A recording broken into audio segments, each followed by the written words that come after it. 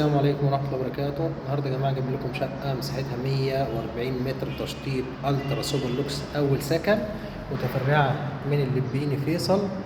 الشقة دي مساحتها 140، 3 ريسبشن و2 حمام ومطبخ. ده الريسبشن بتاعنا، ده الحمام الخاص بريسبشن حمام الضيوف زي ما حضراتكم كده شايفين. الريسبشن ده موجود عندنا على الشارع. البرج هنا ده واخد ناصية، والشقة دي تحديدا هي الشقة الناصية.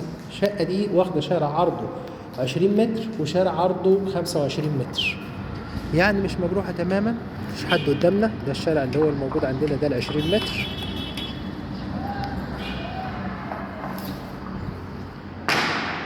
وده التشطيب بتاع الريسبشن. دي الطرق الداخلية. دي أول أوضة موجودة عندنا على الشارع.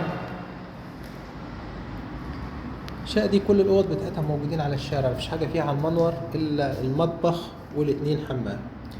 دي عندنا هنا المطبخ، يعني الناس اللي بتحب الحاجات اللي هي التهوية بتاعتها ممتازة خالص، تهوية كلها على الشارع، الشقة دي معاهم كويسة. ودي عندنا أوضة برضو على الشارع.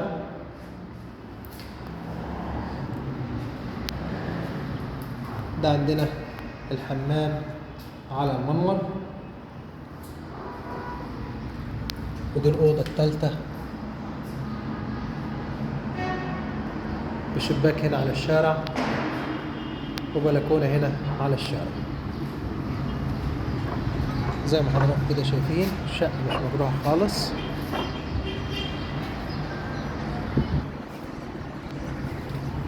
تهوية ممتازة في شقة ممتازة، التشطيب بتاعها عالي جدا، والسعر بتاعها كمان ممتاز خالص.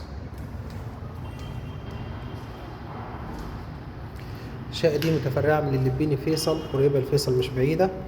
برج 13 دور، مدخل رخام، اسانسير شغال. الستايل بتاعها زي ما حضراتكم كده شايفين.